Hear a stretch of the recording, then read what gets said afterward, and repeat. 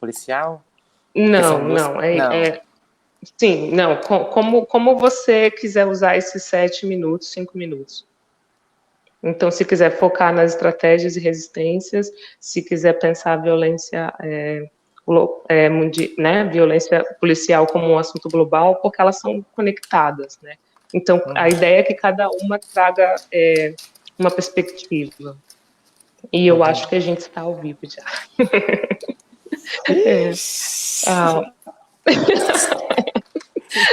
Boa tarde a todos, todas e todes. É um prazer estar aqui mais uma vez com as lives da Afro-Resistência. Essa live vai ser em português, então é a única live da semana que vai ser em português. A gente tem tradução para o inglês e para o espanhol. Os detalhes vão estar na nossa página do Facebook, você pode procurar. E eu gostaria de dizer duas coisas antes da gente começar aqui com essas pessoas maravilhosas. Primeiro, dizer que é uma honra ter todas vocês aqui, de verdade, eu agradeço muito, a aceitar o convite de último minuto, que veio de uma ideia, veio muito de um lugar de pautar esse momento histórico que a gente vive, né? Pensando em pandemia, pensando no caso do George Floyd, pensando no genocídio da população negra no Brasil e no mundo, né? Tendo essa pauta de que a violência contra a população negra é global. E eu também gostaria de dizer que essa semana a gente também está dedicando todo esse trabalho ao menino Miguel Otávio, que foi assassinado em Recife, né, pela patroa da mãe dele, quando ele estava só buscando a mãe. E eu gostaria de convidar a Jéssica para abrir os caminhos dessa conversa e cantar uma música que ela escreveu para o Miguel Otávio.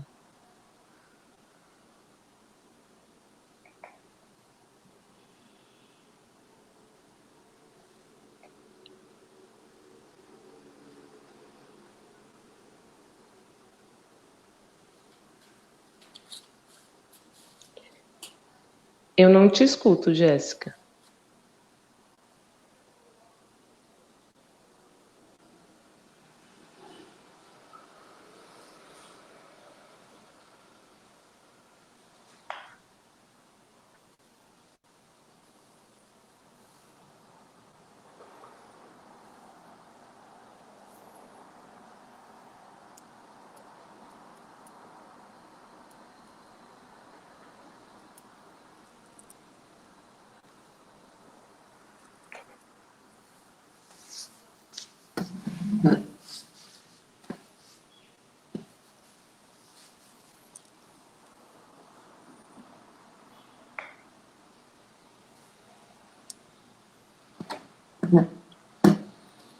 Gente.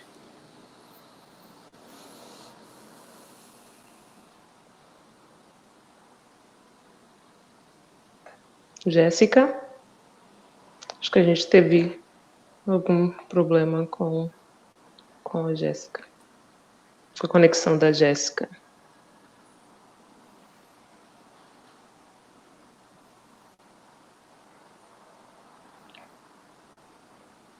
Bom, então acho que eu vou...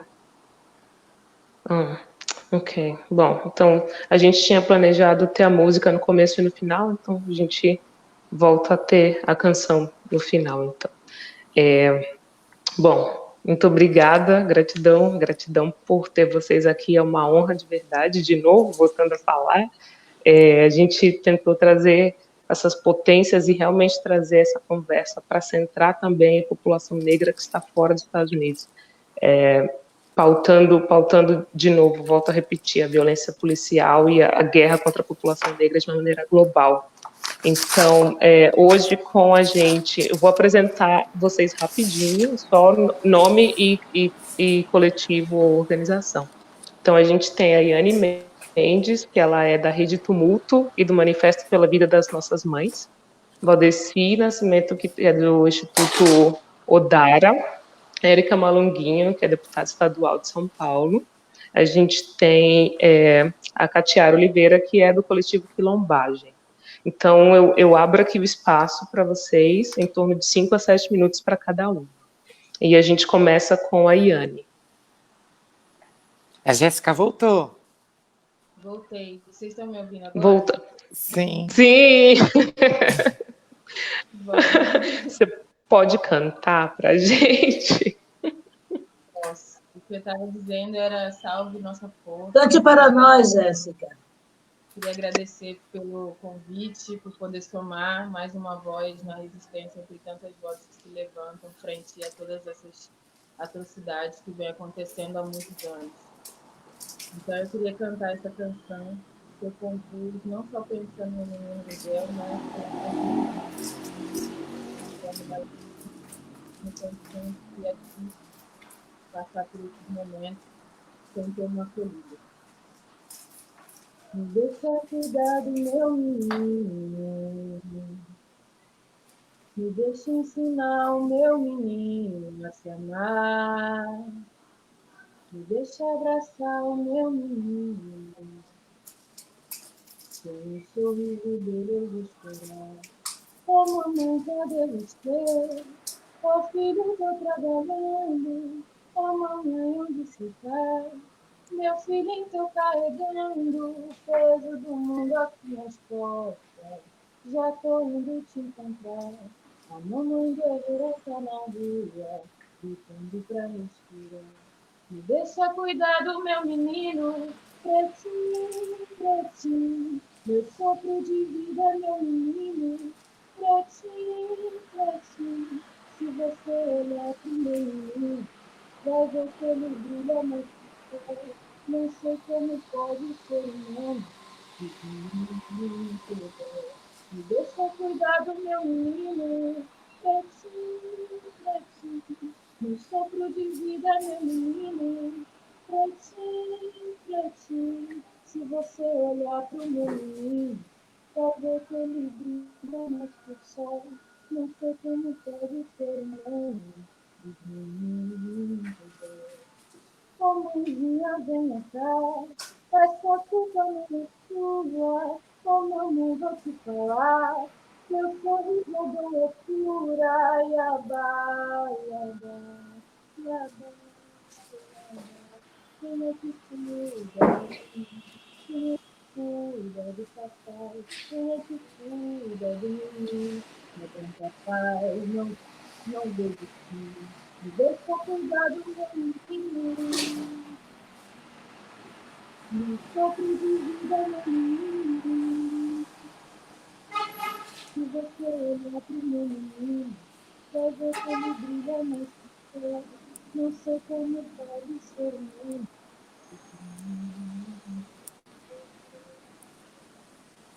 Meus cantos são cantos que me atravessam com paz, vigor, amor. São cantos para colher, são cantos para significar. E são cantos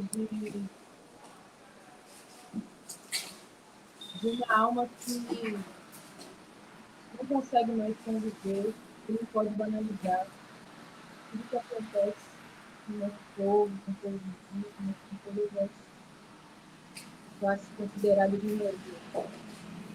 A gente tem que estar participando aqui comentário ela é importante. Então, onde quer que estiver, se tiver um coração que precise ser acolhido, é lá que eu quero que minha voz esteja. Porque nós precisamos lutar, nós também precisamos ter alguém, ter pessoas, ter vozes, ter polos que cuidam de quem cuida do outro. Então eu agradeço o espaço e agradeço poder ouvi-las também, porque quando vocês falam, eu me encontro, eu me percebo, eu aprendo, eu explico, eu entendo e eu fortaleço para poder lutar com coerência frente a tudo que nos oprime e nos tira.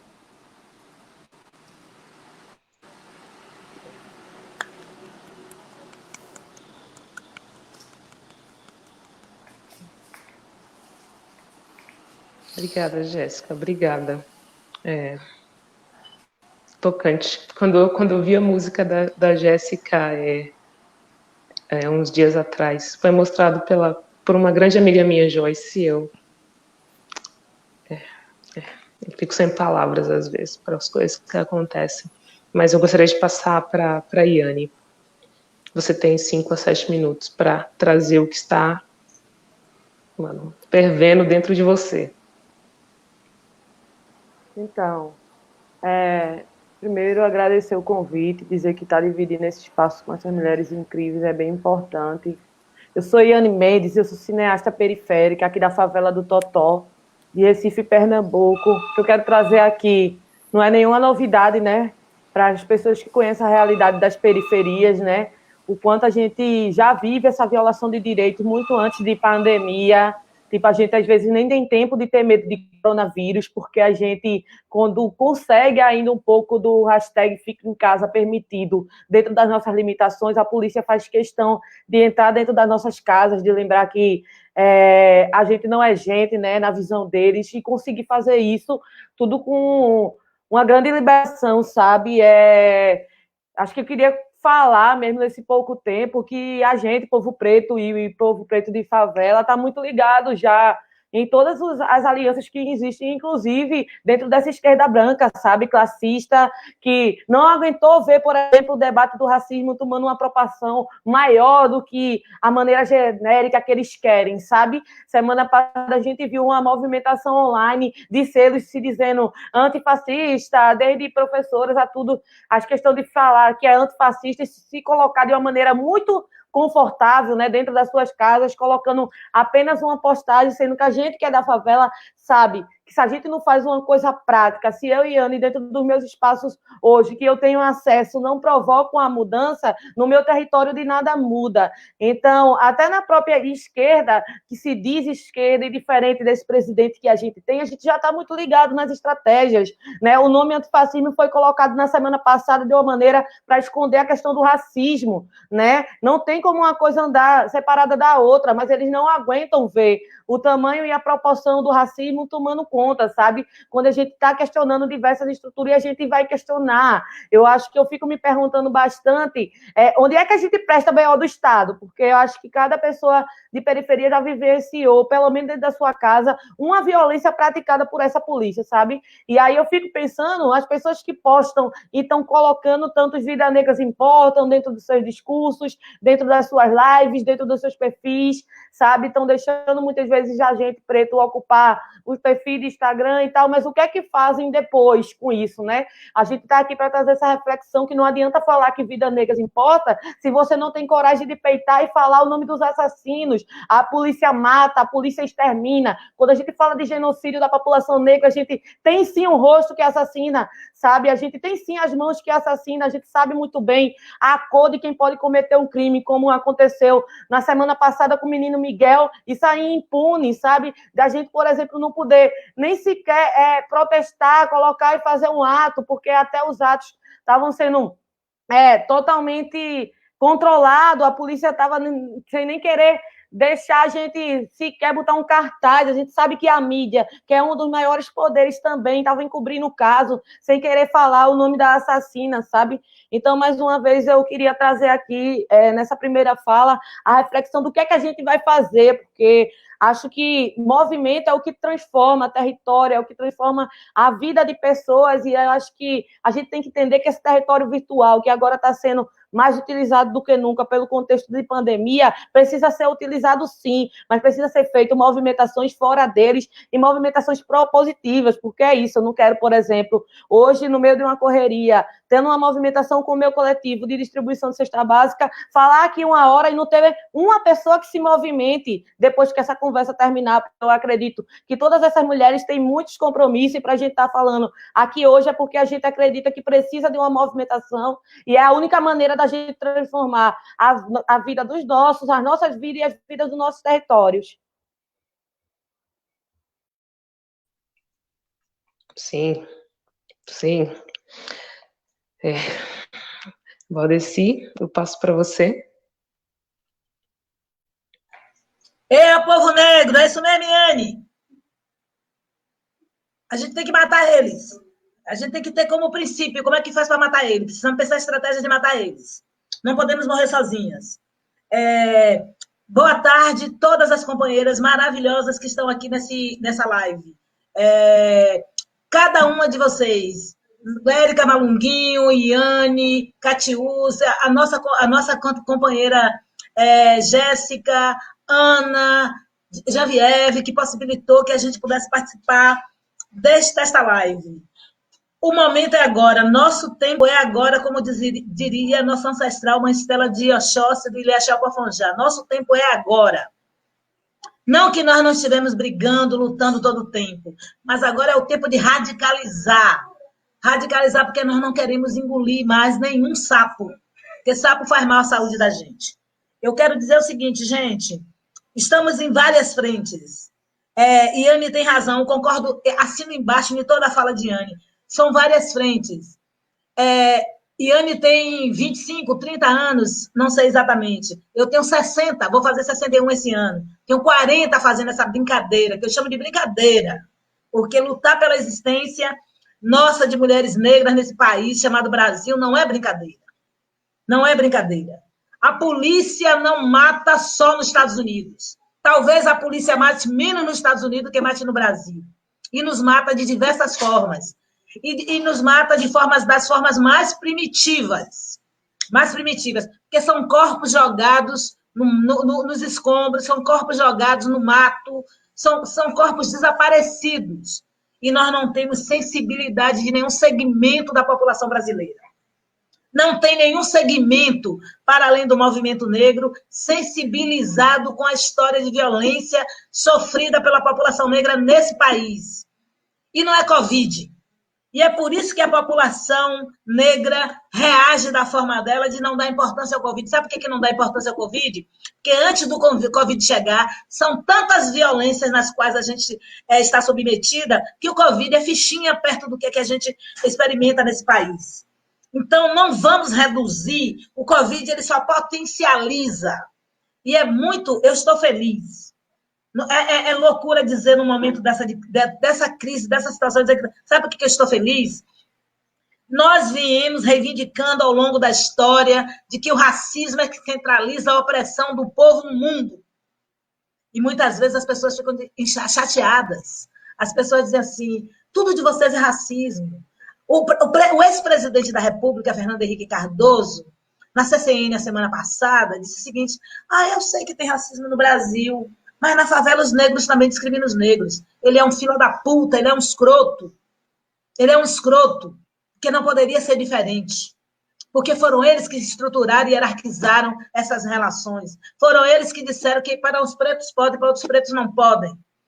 E os pretos e os negros ficam confusos mesmo. Porque todo dia os negros estão preocupados com como é que eles se organizam para ser menos discriminados, para ser mais aceitos. Nós não vamos ser aceitos. Nós não vamos ser aceitos. Ser oriundo do continente africano, nas Américas, significa que nós precisamos ser exterminados. Nós precisamos sair de cena. E sabe o que acontece com nossos companheiros e companheiras, entre todas as aspas da esquerda? É que a gente é radical demais. É porque a gente é muito emotivo. Como não ser emotivo quando a gente perde uma criança de 5 anos de idade numa irresponsabilidade, num racismo, numa violência tão brutal? Como que cada uma de nós nos sentiríamos? Sabe qual é a diferença dos brancos para nós? É porque Miguel é nosso. Miguel é meu sobrinho neto. Miguel está na minha vida, na minha família. Então, nós temos expertise em violência policial. A nossa esquerda não teve competência de fazer o enfrentamento à violência policial. Sabe por quê? Porque não matava menino branco. E eu propus aqui na Bahia, vamos sequestrar a filha do governador para ele saber do que a gente está falando. Porque só uma ação radical, num momento de radicalidade, pode dizer a ele, não tem palavras, eles não nos escutam. Então, eu concordo com o Iane, tem que ser coisa concreta, tem que ser ações concretas, porque vira mais um, só mais um. E nós não podemos nos submeter. Nós já perdemos Ágata, nós já perdemos tantas outras crianças nos morros do Rio de Janeiro, nas periferias de Salvador, nas periferias de Recife. Então, que Miguel seja o nosso baluarte, nossa referência, da gente dizer assim, não queremos mais. É bom que aconteceu, é bom que o movimento, os Estados Unidos tenham conseguido impactar no mundo com aquela reação. Mas nós precisamos ser mais radicais, precisamos ser mais duros. Por que a gente vai ter amor à vida? Nós não temos segurança, gente. Nossas vidas não estão seguras. Eu posso sair dessa live aqui com vocês e aparecer morta amanhã, porque nossas vidas não estão seguras. Se um grupo de policiais me olhar e achar que eu não sou compatível com o padrão que eles consideram que é padrão de compatibilidade, eles vão me matar sim. Todas nós estamos com nossas vidas em riscos. E Érica Malunguinho sabe o que significa isso no estado que ela vive. E Anne, eu sabemos o que significa isso na região que nós vivemos. Nós morremos feito moscas. Então, vamos... os Estados Unidos pode ser o farol para a gente gritar, mas é preciso prestar atenção no Brasil. A gente não fala de racismo todo dia porque a gente é chata, porque a gente não tem outro discurso, não. Há 40 anos atrás, Lélia Gonzalez denunciou. Há 40 anos atrás, Abdias Nascimento denunciou. E a esquerda apagou a gente, porque não interessava a esquerda fazer um diálogo sincero, construir uma democracia coerente, uma democracia que incluía todos nós. A esquerda branca quer ser paternalista com a comunidade indígena e dizer que nós negros somos chatos demais. Nós não somos chatos demais, não. Nós somos maioria nessa nação. Nós produzimos a riqueza dessa nação, historicamente. E queremos um pedaço do bolo, a melhor parte do bolo nós queremos. E se para tomar a gente vai ter que radicalizar, que radicalizemos. Nós estamos do Odara, a MNB, fomos invadidas. Entraram no nosso site a semana passada e quebraram o nosso site a semana passada dizendo que nós éramos racistas. Que sejamos, se é para ser racistas, contra os brancos, que sejamos racistas. Que matemos para cada morto preto que se morra um branco. Eu não tenho mais tolerância, eu não tenho mais resiliência, eu não tenho mais condição de continuar se a gente não tiver disponibilidade para radicalizar. Não quero aliançar com quem não tenha coragem de encarar qual é a realidade que nós estamos vivendo. Eu não quero um papinho, um molezinho, vamos negociar aqui, eu não quero negociar. Eu não quero negociar. Eu quero convocar nossas companheiras do Brasil, da América Latina, do Caribe, do mundo, porque negro é negro em qualquer lugar do mundo. O projeto eugenista, branco, fascista e racista, porque na verdade é racista e fascista, está para todas nós da mesma forma. Então, quero agradecer o esforço de Genevieve e de Ana, quero agradecer o esforço de todas as companheiras que se mobilizaram para sentar aqui nessa tarde para falar sobre esse assunto, mas eu quero dizer, precisamos radicalizar no discurso, precisamos dizer que estamos para a vida e para a morte, até porque nós não temos vida, Isso foi uma jovem de Pernambuco, que deve ter aproximadamente 15, 16 anos, que fez essa fala no dia da manifestação em frente ao prédio, daquela racista que precisava estar... Tinha que ter pena de morte para ela. Para ela. Estou usando os mesmos instrumentos? Tem uma hora que, quando falta o diálogo, temos que usar os mesmos instrumentos. Então, companheiras, muito obrigada. A gente do Odara está indignada, porque a gente está todo no cotidiano aqui fazendo campanha para distribuir cesta básica. Não é porque a gente vai para o céu, não é porque a gente é caridosa, é porque se nós não fizermos, ninguém vai fazer.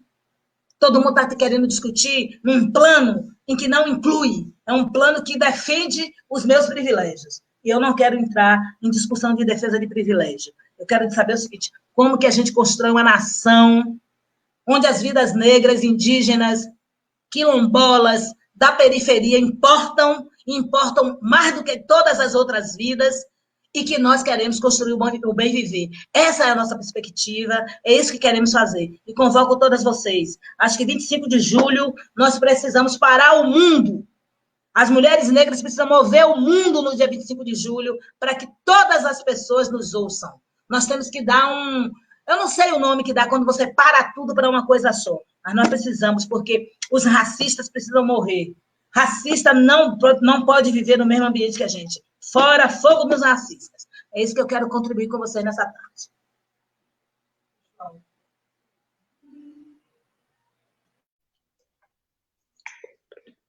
Porra!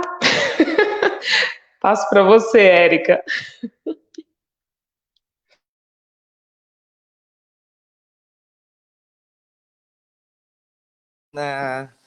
No dia do encontro que teve lá no Museu da Abolição.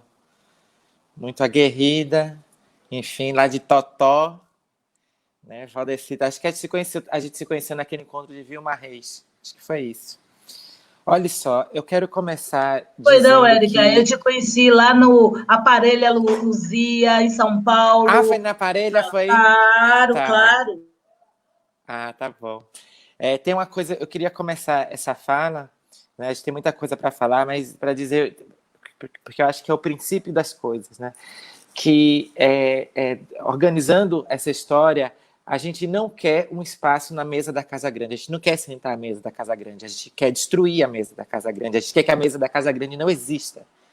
Né? Eu quero começar por aí para continuar o que a Yane tinha apontado sobre a esquerda branca, e eu fiz uma postagem essa semana, porque eu construí uma crítica aí em relação aos atos e etc., mas não era exatamente sobre os atos, mas eu falei assim, o Brasil teve a capacidade, a exclusividade de subposicionar o racismo a uma pauta antifascista.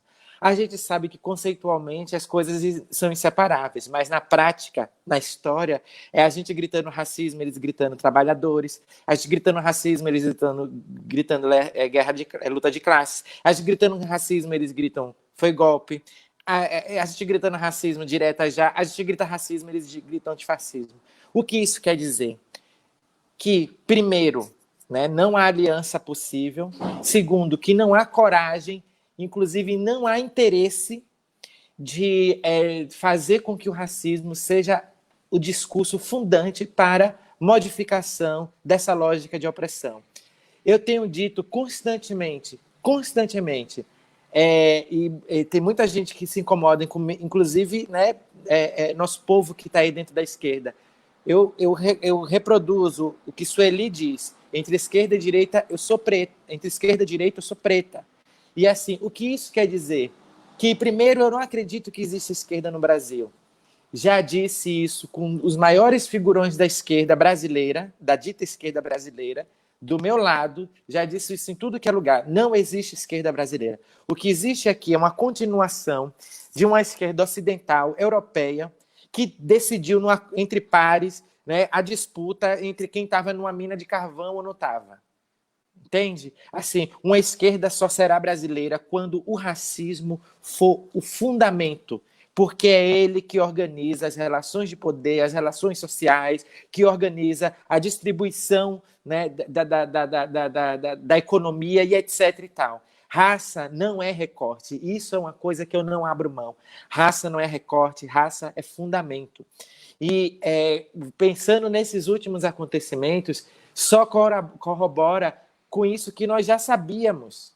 Nós já sabíamos. Quando a gente vê a candidatura de Vilma Reis sendo preterida e, pior, sendo substituída por uma candidatura de uma mulher negra também, militar, é uma forma de silenciar o que o povo preto, que está comprometida por princípio e por fundamento com as nossas lutas, com essa história, eles querem silenciar. Porque quer coisa mais artificial, né, e mais enganativa, né, enganadora, do que colocar uma mulher preta dentro para concorrer à prefeitura de Salvador? Não tem coisa que mais engane. Porque isso engana o imaginário, engana, né, de uma certa forma, o levante negro, obviamente não quem está organizada na luta, mas engana aquela população que a gente, a duras penas, no decorrer dessa história, conseguiu mobilizar para que olhe para uma pessoa preta e diga que se interessa na elegibilidade e na votação dessa pessoa. Engana essas pessoas. Engana porque a gente sabe que o nosso povo foi colocado dentro de um jogo muito confuso, e tanto a esquerda, pior, quanto a direita, essa dita esquerda, quanto a direita, já entenderam o nosso recado e estão usando formas coloniais, como sempre fizeram, né? Colocando um preto de estimação para ocupar lugares que deveriam ser ocupados por pretas e pretos que são comprometidos com a radicalidade. E, Valdeci, esse termo radicalidade que eu usei em toda a minha campanha e nunca dei um passo atrás do discurso que eu faço hoje, que eu fiz ontem, etc. e tal, essa radicalidade, ela, para além de tudo, ela diz respeito à raiz. Ela diz respeito a comprometimento, ela diz respeito à coerência. Não há possibilidade de modificação de algum passo que seja, se não for pela ruptura violenta desse estado de coisas. Não há outra forma. E o que eu penso em relação a isso, eu acho que nós temos muitas estratégias. Eu acho que povo preto, aí no decorrer da história, a gente construiu muitas estratégias, não é à toa que a gente está viva. E a nossa herança de luta, ela não vem em linha reta, né? Ela vem igual um mangue. Porque a luta de Dandara, Cotirene, Cuteluche, Gangazumba, Toculo, chega até a minha mãe, não chega de forma organizada como uma luta de uma movimentação negra, chega com a sobrevivência que ela pôde construir, porque eles foram responsáveis por isso, como outros foram responsáveis atrás. Então, eu vejo que o que nós temos enquanto estratégias de resistência, de existência, já está em curso. O que nos falta, neste momento, é abrir a chave, abrir o tampão que nos afastou da nossa gênese, que nos afastou de nossa origem, porque a gente sabe como fazer. A gente sabe como fazer quando a gente tiver a favela de Paraisópolis se organizando sozinha, para além do Estado, sem Estado. A favela de Paraisópolis sozinha colocou ambulância e médicos 24 horas para atender a comunidade, com os recursos da favela. Para mim, isso é um sintoma. Para mim, isso é um exemplo de como a gente sabe fazer e de como a gente tem herança de preservação e de permanência, e que, se a gente amplifica isso de forma organizada, a gente quebra eles no pé. A gente quebra eles no pé. Perpassa por muitos caminhos. Eu não estou aqui para dizer sobre uma única forma, porque eu acho que tem muitas formas, né? O que a gente mais lutou na vida foi por liberdade, e eu acho que essa liberdade pode ser exercida de muitas formas na luta preta. Mas a minha contribuição é que a gente consiga expandir a nossa rede de afeto, de solidariedade e econômica. Não é possível permanecer pensando na luta, organizada na luta, ou em qualquer aspecto disso, se tiver fome. E é o lugar mais cruel, onde eles nos jogam, né? onde eles nos posicionam na fome, que sabe que a fome é capaz de movimentar o sujeito e a sujeita das formas mais confusas possíveis. Porque quando se está com fome, você não age de forma racional, de forma organizada. Quando você está com fome, você age no desespero, inclusive sendo novamente domesticada, docilizada e novamente estando à mercê desses que são os ladrões do poder. Então, quando eu falo de organização econômica, eu falo, a esse exemplo de Paraisópolis, eu estou falando que esse sistema que é capitalista e que mantém, né, organiza as relações, né, de poder, que está substanciado, né, pelo racismo, porque a substância do capital é o racismo e a exploração, a gente precisa, eu acho prudente pensar de forma inteligente nisso. O que isso quer dizer? A gente não pode passar fome. O que isso quer dizer? Nós precisamos filtrar esse dinheiro antes que ele chegue na mão dos que nos matam. A gente precisa garantir o mínimo de sustentabilidade para o nosso povo, para que a gente, além de acolher e transformar, né, e trazê-los para a luta, que essas pessoas não precisem, né, desesperadamente correr atrás novamente dos mesmos que nos matam. Esse capitalismo, essa economia que ficam colocando a todo momento como barganha para fazer com que a gente oscile, porque isso faz a gente oscilar. Isso faz a gente oscilar. Porque situação do Covid, agora a gente sabe que a situação do Covid só potencializou tudo o que sempre aconteceu. Covid agora, a gente está aqui, mas a gente está, garanto, eu tenho certeza, todas nós estamos ajudando um monte de gente. Um monte de gente. Um monte de gente. Desde cesta básica, comida, enfim, tudo. A gente está ajudando um monte de gente. E isso desestabiliza, inclusive a gente que está de alguma forma organizada, porque a gente tem que parar tudo que a gente estava fazendo, porque a gente não vai deixar nosso povo morrer de fome. Então, assim, pensar na economia, que a economia não é feita, eu tenho dito isso sempre, não é feita dos milhões de poucos, ela é feita dos reais de muitos. É o dinheiro da empregada doméstica, da faxina, do camelô, do feirante, que faz esse país funcionar. A gente precisa direcionar isso de forma inteligente, para a periferia, de forma inteligente. Assim, eu tenho formas de fazer isso? Ainda não. Mas é nisso que eu estou me apegando como ferramenta para que, no próximo golpe, porque toda hora é um golpe, né? E o primeiro golpe foi a colonização para o nosso povo. No próximo golpe, a gente não fique à disposição dessa forma. A gente não tenha que parar tudo, dar passos atrás, porque o nosso povo está passando fome, sabe? Então, esse viés econômico, a gente conseguir filtrar e depurar o dinheiro ali, ó, nos bairros, né, de forma inteligente, etc. Inclusive, essa é uma das ferramentas que é muito usada, que é usada dentro da comunidade negra estadunidense. Assim, e eu não estou usando isso como exemplo apenas. Acho que os Estados Unidos têm uma importância política e cultural, né, pelo fato de ser uma potência econômica, mas principalmente pelo fato de ter um registro de uma história negra que é importante, tal qual a nossa, mas eu não quero usar isso como uma única forma de pensar a luta negra antirracista estadunidense. Eu estou pensando na nossa. Inclusive, quem criou os quilombos, quem criou uma sociedade independente, que eu digo que é nosso único real e verdadeiro governo, fomos nós.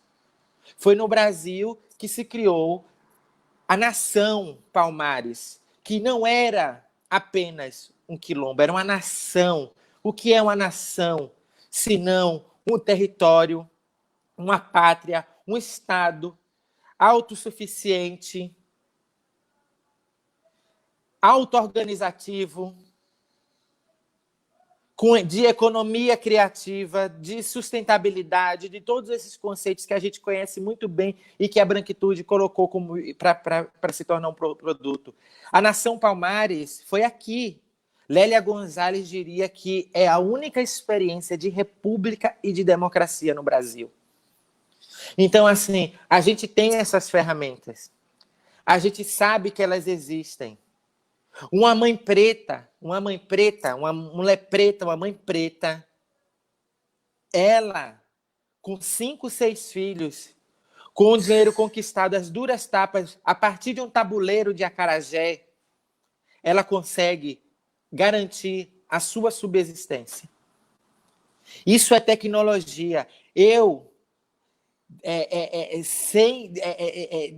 De forma indubitável, assim, sem abrir mão, eu estou atrelada, estou cada vez mais me aprofundando nisso que nos move para a permanência e nessas capacidades, habilidades e, acima de tudo, sensibilidades para fazer e para pensar o mundo e a sociedade de forma inteligente e de forma protetiva aos nossos.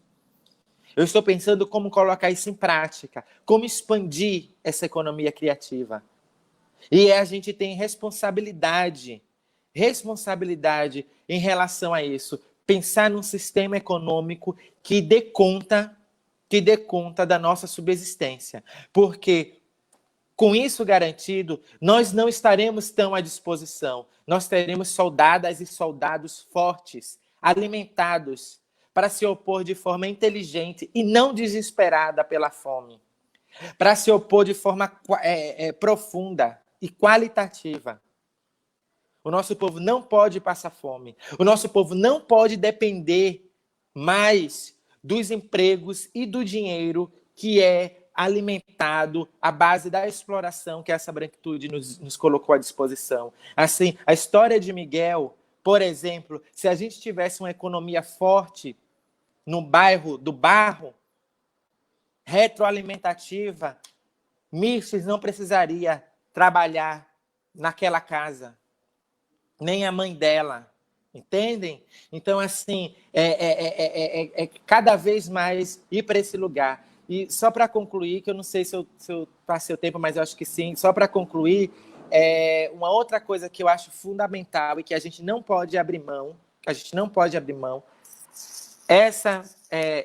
esses outros que se dizem aliados, que se dizem parceiros, que eu não acredito muito,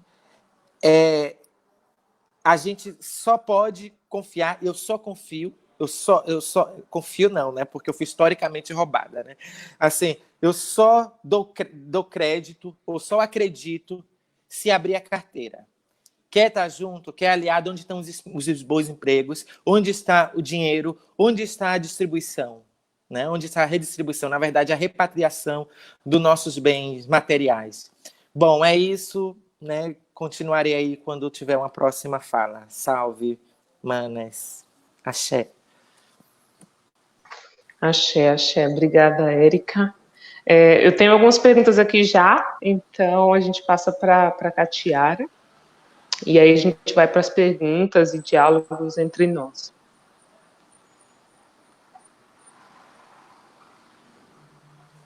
Salve, Malungas. Muito bom estar aqui com Kátia. vocês. Estou aprendendo sempre com as mais velhas, com as contemporâneas. É uma honra dividir esse tempo aqui com vocês para falar um pouco, né,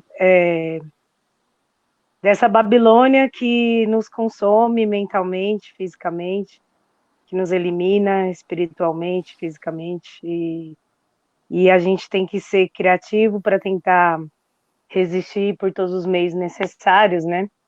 E pensando aqui nessa resistência, inspirada por tantas mulheres que nos antecederam, eu faço parte de uma luta que ressignificou a forma de eu militar, né? A militância, para mim, não envolvia estar com pessoas que têm posicionamentos diferentes, e eu vou chegar lá, porque que hoje eu penso diferente, e concordo com todas vocês no sentido da radicalização, da nossa indignação de estar sempre repetindo as mesmas histórias, as mesmas denúncias, né, que o genocídio é histórico, que essa tal de ordem e progresso foi erguida sob sangue indígena e de preto.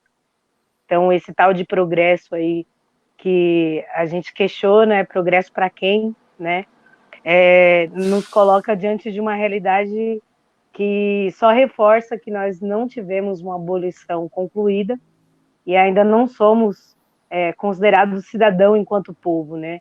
O Clóvis Moura que diz isso bem, que ele fala que enquanto a gente era escravizado, na condição de escravo, a gente era um bom escravo, mas quando acaba a escravidão e vem a abolição, a gente é considerado um mau cidadão. Então, esse status de cidadão a gente não tem, porque o nosso povo está na informalidade, está morando mal, come mal, morre cedo, né? No caso dessas estatísticas que são vidas, né, interrompidas desses jovens, são jovens em idade produtiva, reprodutiva, e isso é uma marca muito forte de uma política de genocídio, porque você impede a reprodução e a produção da vida, entendendo que uma boa parte desses jovens que a polícia mata, eles são provedores de uma família inteira, né? São pessoas que ajudam no aluguel, na despesa, na água, na luz, mas entendendo que há tanto tempo a polícia mata, há tanto tempo a gente reclama que não vivemos numa democracia racial, que eu acreditei em somar, enquanto quilombagem, na organização, na estruturação e na articulação do que é conhecido como Rede de Proteção e Resistência ao Genocídio, que está articulada nas quebradas do estado de São Paulo, Zona Leste, Oeste, Interior, o ABC. Eu articulo aqui a região do ABC. A gente já acompanhou vários casos, ultimamente o caso mais difícil é o caso Lucas, que foi sequestrado numa abordagem policial e depois assassinado, e o laudo que saiu há menos de 4 meses deu como afogamento. E a gente sabe como o Estado produz vítimas, produz o silêncio em cima da violência, mediado pelo medo, e produz em cima desse medo uma naturalização. Então, existe quebradas, existe territórios que os meninos estão acostumados a ver o amigo ser forjado como tráfico com baseado na viela, ou ver o amigo ser forjado como roubo vindo do trabalho, ou ver o amigo executado, enfim, porque estava numa moto sem documentação, como se algo desse tipo fosse justificável, né? Como se o Estado pudesse matar e tudo bem, é filho de Dona Maria, mora na periferia, e sabendo qual é a cor da maioria dessas vítimas, que faz com que a gente reforce que é um genocídio, né? E reforçar o tempo todo que essa política genocida, ela é a marca de um Estado militarizado. Então, quando a gente vê que existe uma disputa da pauta, e essa pauta é legitimamente nossa, porque um Estado racista, ele por si só, é um Estado que precisa da desigualdade para manter o controle da população, mas também a gente entende o Estado fascista como um Estado racista, porque o discurso que esses caras têm em relação a progresso, ou o que eles defendem, né, o que é melhor para o povo, a defesa política que eles fazem, não é a eliminação da desigualdade, é a eliminação dos pobres. Então, quando o Bolsonaro fala que, enfim, todas aquelas falas ridículas dele, ele tem quem aplaude, tem quem concorde, mas, por outro lado, a gente deixa de ver, por exemplo, uma potência que está do nosso lado, no nosso território, por falta de desarticulação. Então, esse trabalho da rede, ele possibilita, por exemplo, partidos, organizações que têm visões totalmente diferentes caminhar junto, no sentido quando se trata de denunciar uma violência de Estado, denunciar uma chacina, denunciar a líder do bairro que foi a primeira a ocupar a favela e teve o filho executado na calçada às 10 horas da noite, porque sobreviveu outra chacina e ele estava sendo eliminado por ser testemunha. Então, quando a gente surge em 2017, era com o objetivo de proteger as vítimas e as testemunhas, porque essas pessoas, elas têm um potencial dentro delas de essa mesma revolta que a gente tem, elas têm e não sabem para onde ir ou o que fazer, porque se sente sozinha, né? Tipo, a filmagem está aqui no meu celular, eu passo para quem? Eu vou correr risco de vida porque o policial sabe onde eu moro. Então, quando a gente surge inspirado em lutas que nos antecederam, por exemplo, Mães de Maio, porque a gente vê um monte de mãe lutando sozinha, mal consegue trabalhar o luto, não consegue ter acesso à terapia gratuita, isso não existe no SUS, individual não. Não consegue uma reparação no sentido de matar o meu filho, não tem como repor essa vida, mas eu quero que o Estado seja responsabilizado e eliminar o provedor da minha casa. Então a gente está falando de reparações que vai para além da grana, reparações psíquicas também, mas é um trabalho que, se a gente olha pela lógica do Panteras Negras ou do Quilombo dos Palmares, ele é organizado pelo território. Então, quando os caras conseguem eliminar Palmares, pela 24ª vez, foram 24 tentativas para o massacre acontecer.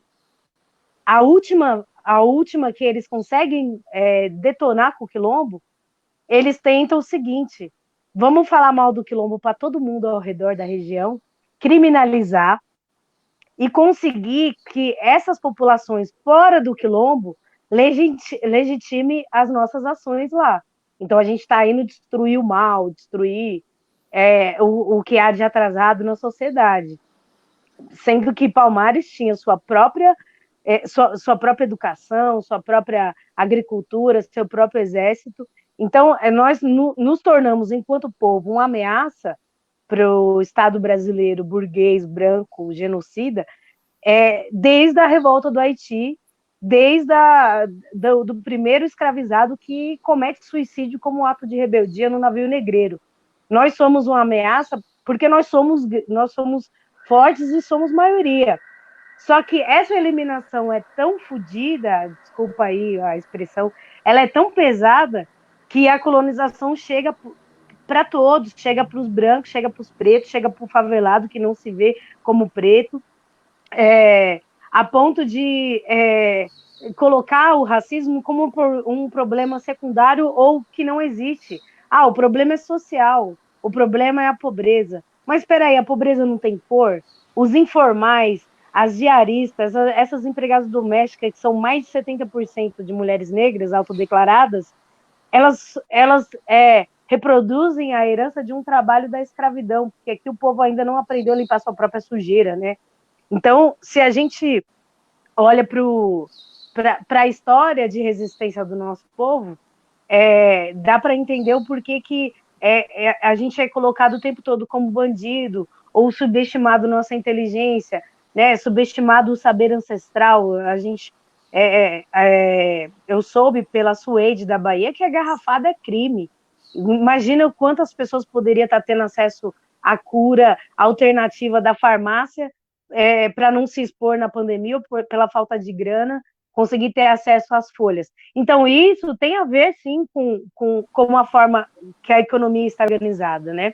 Então, por isso que a gente tem uma perspectiva de não separar a luta do racismo com a luta contra a desigualdade, com a luta pela emancipação das mulheres também.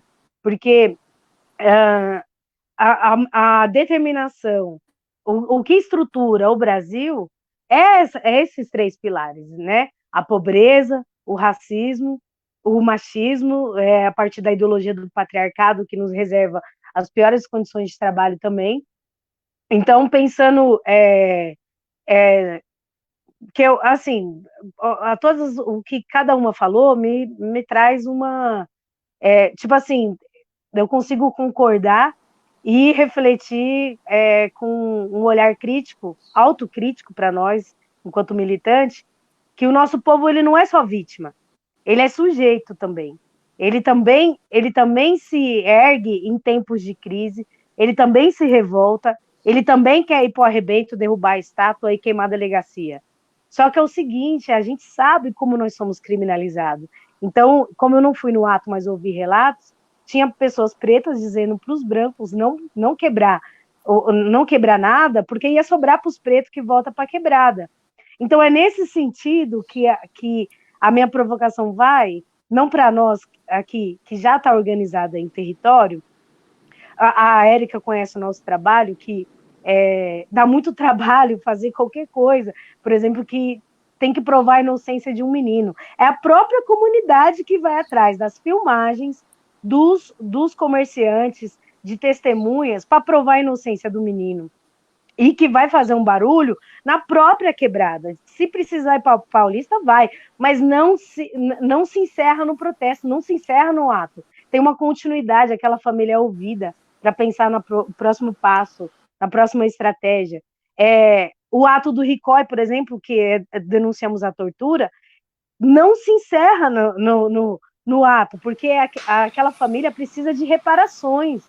Então, o diretor-geral do Ricói foi cobrado com uma carta para responder à necessidade de reparação financeira e psíquica que aquela família precisava. O menino era usuário de crack e catador de papelão, então ele já era vítima do Estado antes de entrar naquele mercado, e ele ia continuar sendo vítima do Estado pelo simples fato de não ter acesso aos direitos básicos.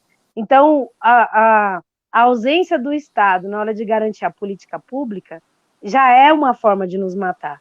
Então, a rede tem uma perspectiva de que, sem depender do Estado, tensiona o Estado para cumprir o seu papel enquanto Estado democrático de direito.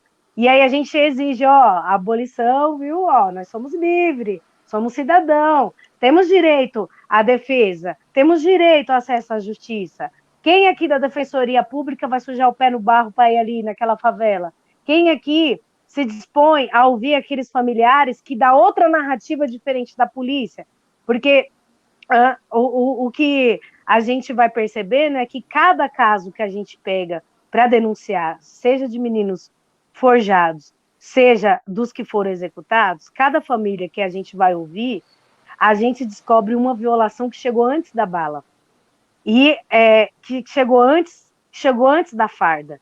Aquela região não tinha escola, aquela região tem muito desemprego, aquela região a quadra está fechada, e por aí vai. Então, assim, quando a gente entende que o trabalho no território possibilita a gente colocar nossas diferenças de lado, eu vou trocar ideia com o mestre de capoeira, com o menino que organiza o sarau, com a menina que organiza a batalha, com o líder da associação de bairro, e a gente vai cobrar, tensionar o Estado, indo para o arrebento, em nome daquela comunidade. Então não tem partido, não tem organização, não tem fulano ou beltrano que vai se destacar.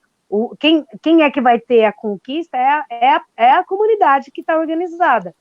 E aí, a nossa dificuldade é pensar que a gente é muito imediato, né? Mesmo com essa perspectiva revolucionária, o que a gente traz de preocupação com o imediato? Que a gente precisa dar visibilidade para lutar contra a banalização, que são vários Miguel, são vários George Floyd, e nem por isso eu vou me conformar, porque acontece a cada 23 minutos, a gente tem que engolir.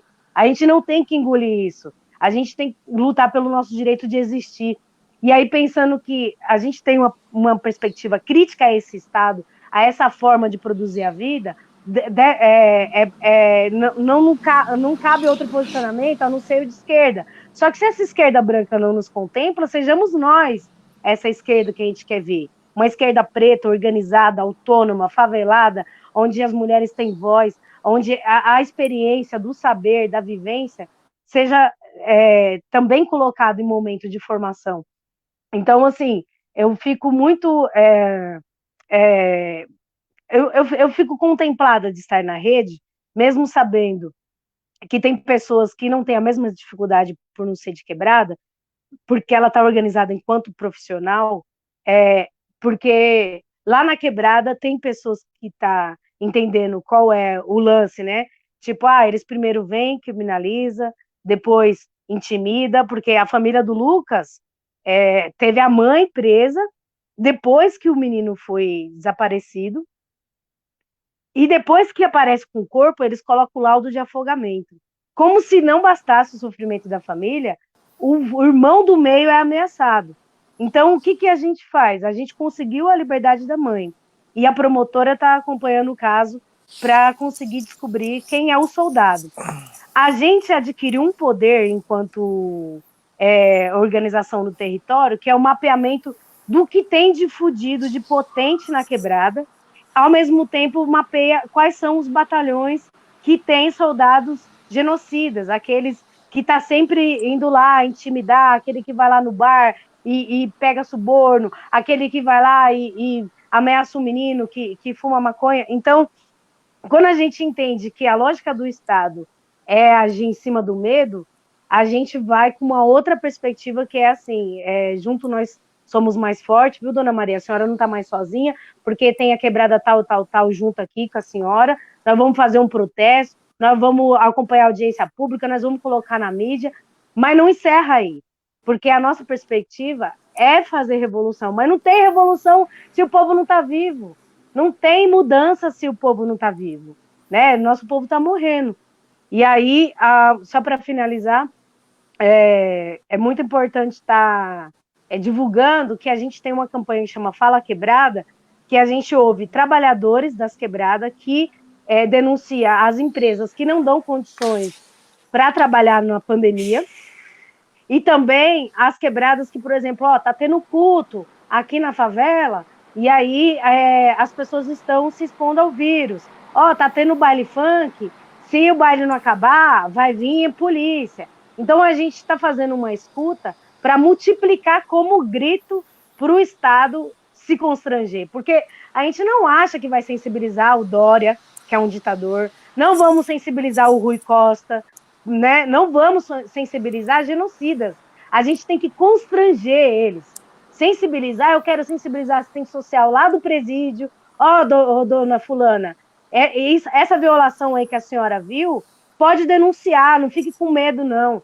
Você que trabalha na Fundação Casa, você educador que está trabalhando com população de rua, você que é uma mulher do bairro que fica sabendo de violência e não sabe o que fazer. Então, são pessoas que para a gente são valiosas. E aí, a nossa luta é trazer mais jovens, mais pretos, mais favelados para esse fronte, porque a gente acredita que só o poder popular pode barrar o genocídio, né? Que há tantos anos o nosso povo pense e repense estratégias, e a estratégia mais antiga que a gente percebeu como forma acumulada de saber, de lidar com a violência, por enquanto, a gente acredita muito nessa primazia de território, porque eu conto com quem está perto, né? Então, na pandemia, a gente também está nessas campanhas de dar uma atenção para o bairro que tem maior dificuldade, que tem muitas pessoas desempregadas, passando fome mesmo, né? Então, essa campanha Fala Quebrada, ela é desde da ideia de denunciar a violência policial, explicar para as pessoas como se protegem, como denunciar, e até a ideia de que o entregador ou o trabalhador, seja de qual trabalho for, ele não tem condições de proteção para estar trabalhando. Então, a gente pega esses dados e denuncia essa empresa também. Então, são várias formas que a gente vai percebendo que é importante lidar com essa morte que não é só a física. Então, nós também estamos trabalhando com 70 familiares de presos, que a gente conseguiu psicólogos voluntários para ouvir esses familiares, né, que ficam ansiosos sem saber o que está acontecendo com o seu parente que está preso. Então, o trabalho da rede, em geral, é isso, é denunciar a violência de Estado, buscando forças com todos que se importam, né, para poder tensionar o Estado e também criar um empoderamento popular das comunidades invisibilizadas e silenciadas.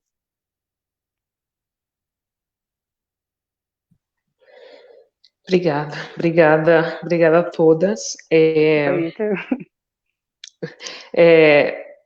Eu tenho aqui algumas perguntas, e aí acho que aí a gente pode também fazer uma outra rodada para, se a gente quiser comentar o que cada uma falou, mas também pensando que a missão da Afro Resistance, que é uma organização que tem mulheres negras da América Latina nos Estados Unidos, é realmente centrar o que acontece fora do país com a comunidade negra e, ao mesmo tempo, criar esse intercâmbio de solidariedade. Então, as perguntas que eu tenho aqui o que as mulheres negras da América Latina podem fazer por nós, negras brasileiras? Existe algum tipo de responsabilidade moral das populações negras ao redor do mundo de apoiar o Brasil, pensando o Brasil como o maior país negro do mundo fora de África? E a outra pergunta é, como funcionaria essa solidariedade em tempos de genocídio? E aqui eu abro para vocês.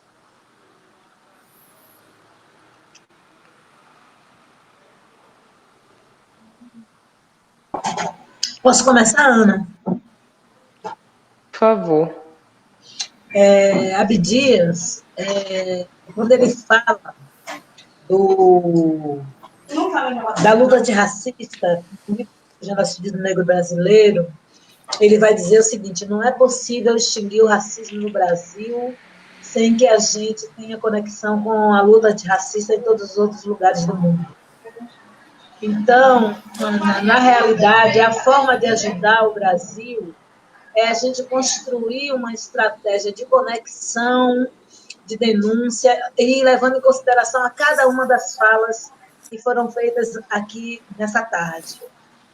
Como que os Estados Unidos, do ponto de vista econômico, os negros norte-americanos, do ponto de vista econômico, podem nos ajudar no Brasil, respondendo essa coisa que Érica Malunguinho coloca como prioridade. Quais são as tecnologias que nós temos, o que é que a gente conseguiu produzir até agora, e também associando com essa coisa que Catiara fala, quer dizer, como é que a gente produz para nós e reverte o capital, não só o capital político e social, mas o capital econômico para nós, para qualificar e dar qualidade para a vida das nossas crianças, das nossas mulheres, para dar segurança. Nós sabemos que dinheiro é importante do ponto de vista de dar segurança, de dar qualidade do ensino, de assegurar uma alimentação de qualidade. Quer dizer, como que os Estados Unidos podem nos ensinar, o que a gente pode aprender com os afro-americanos, afro-norte-americanos, sobre uma perspectiva de estruturação e organização da economia.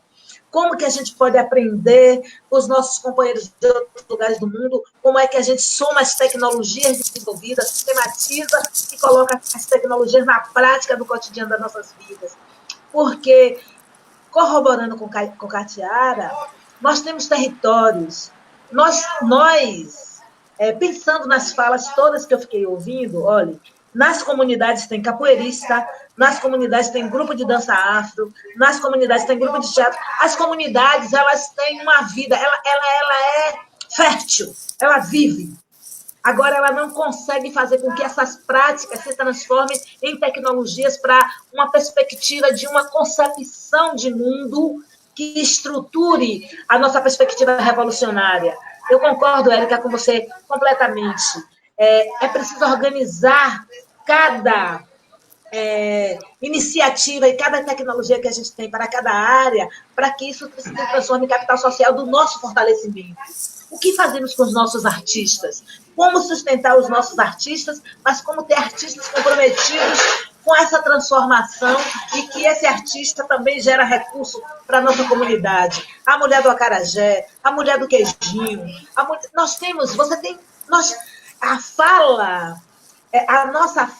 Nossas falas todas, elas trazem elementos dos quais nós precisamos nos debruçar.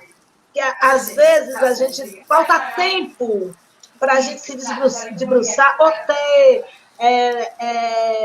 pessoas negras, que nós temos muitas, uma competência surreal de produzindo, se cada um for produzindo, distribuindo sua expertise, estruturando o que nós temos, trocando com a Colômbia, trocando com a América Latina, Caribe, trocando com os Estados Unidos, trocando com os nossos irmãos e irmãs negras que estão na diáspora, nós podemos.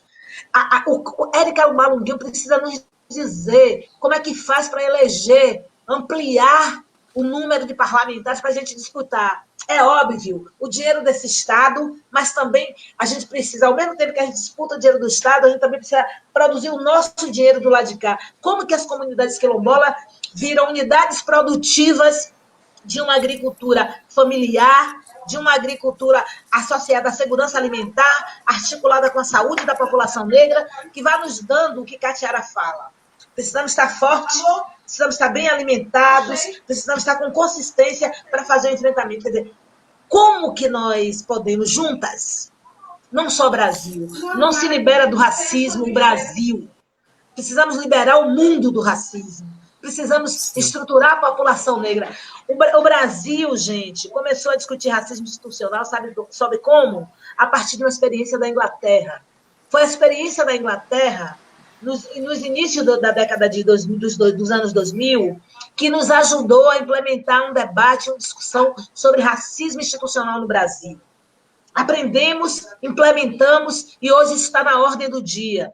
Essa troca, Ana, essa troca, companheiras, nós precisamos ir aprendendo uma com as outras o que a gente faz com os nossos terreiros.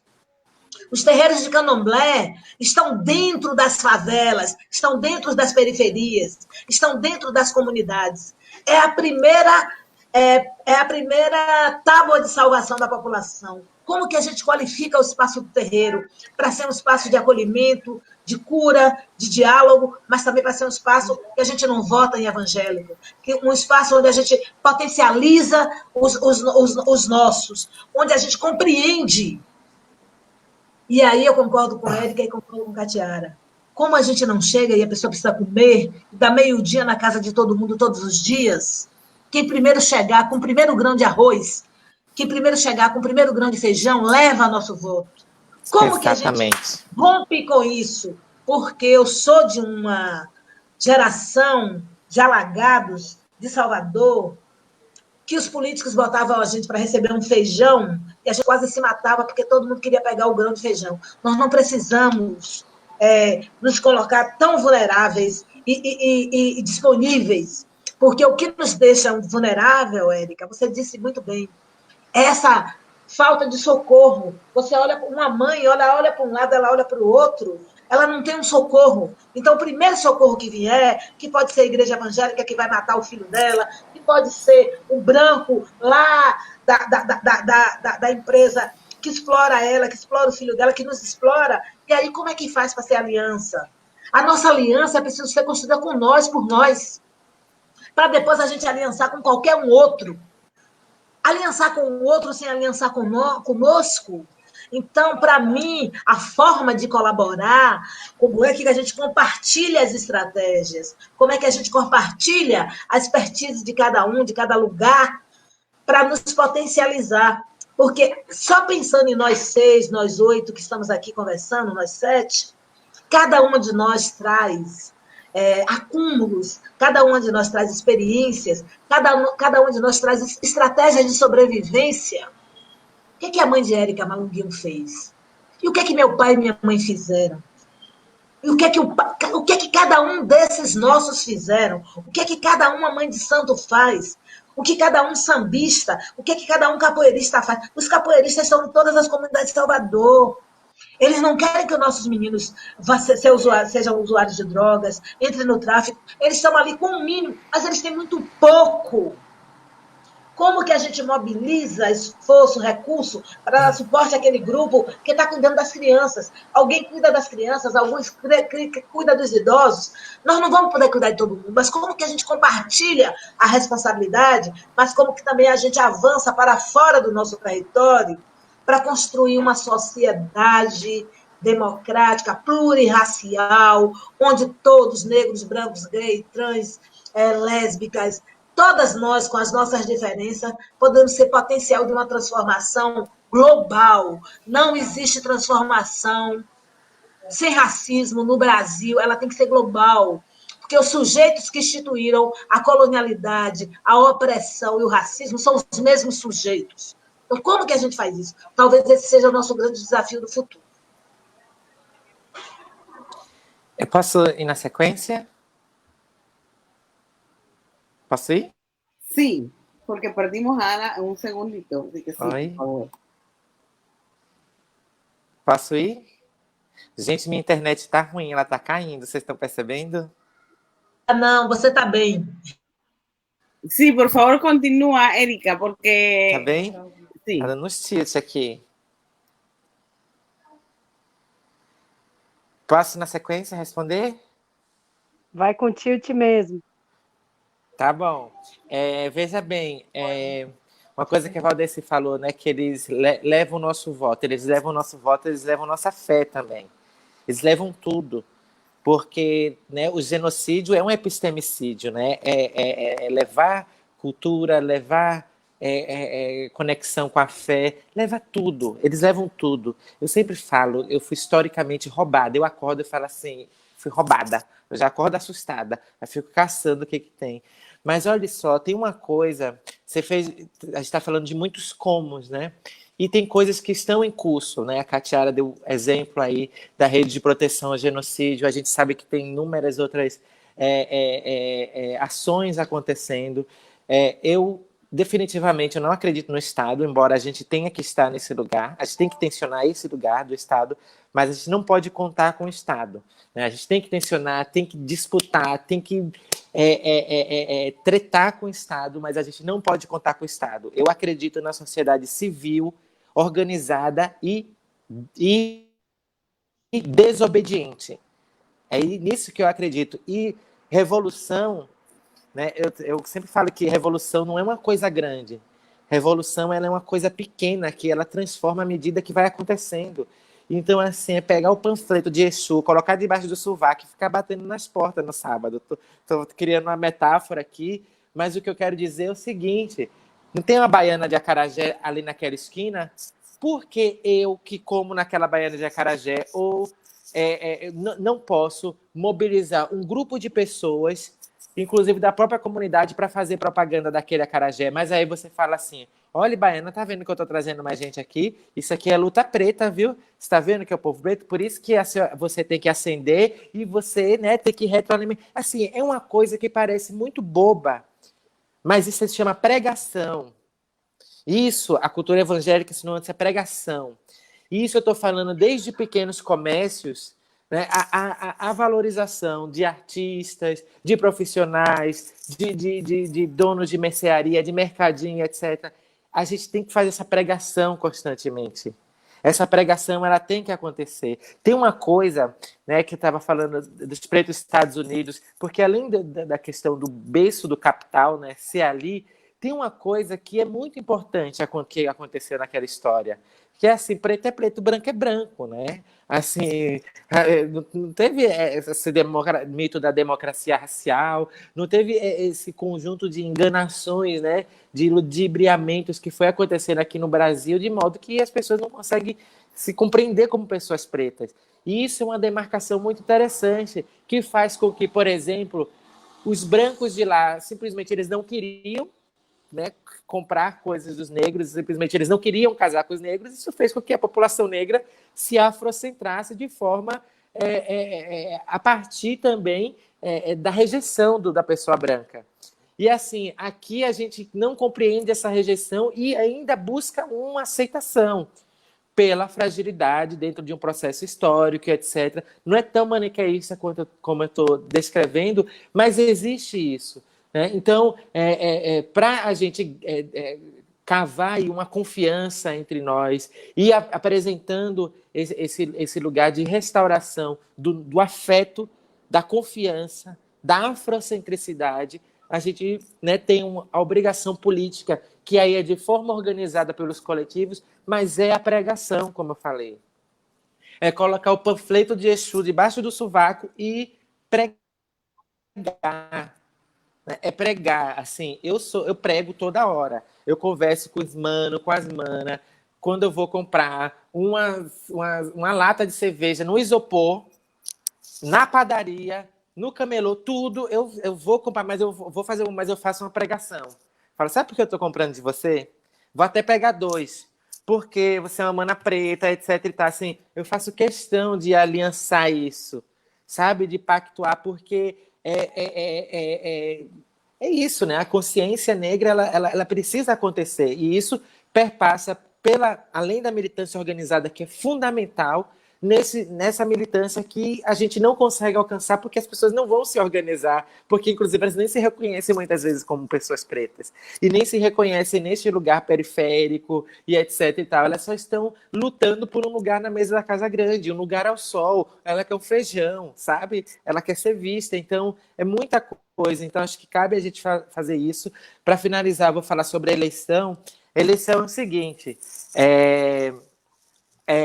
para mim, sem dúvida, assim, a gente tem que ter hombridade para dizer assim: nem todo mundo vai entrar. O ideal seria que todo mundo, mas nem todo mundo vai entrar. Cabe, mas só vai caber se a gente, de forma organizada, matemática, dizer assim: só cabem 10 nessa Câmara Municipal. A gente vai conseguir tirar os 9 que são ali que representam determinado grupo, que conseguem votos de determinado grupo. A gente vai conseguir? Se não, então não adianta ir todo mundo no desespero, se eleger, ficar disputando o voto, e aí a gente nem tem a representatividade, nem tem a pessoa eleita, e é isso. Assim, acho que precisa de muita serenidade, sentar e falar quem vai, quem não vai, porque, na real, gente, esse não é um lugar legal. Na verdade, essa estrutura de poder branca é horrível. É um lugar tóxico, é horrível de se estar. Mas a gente tem que estar.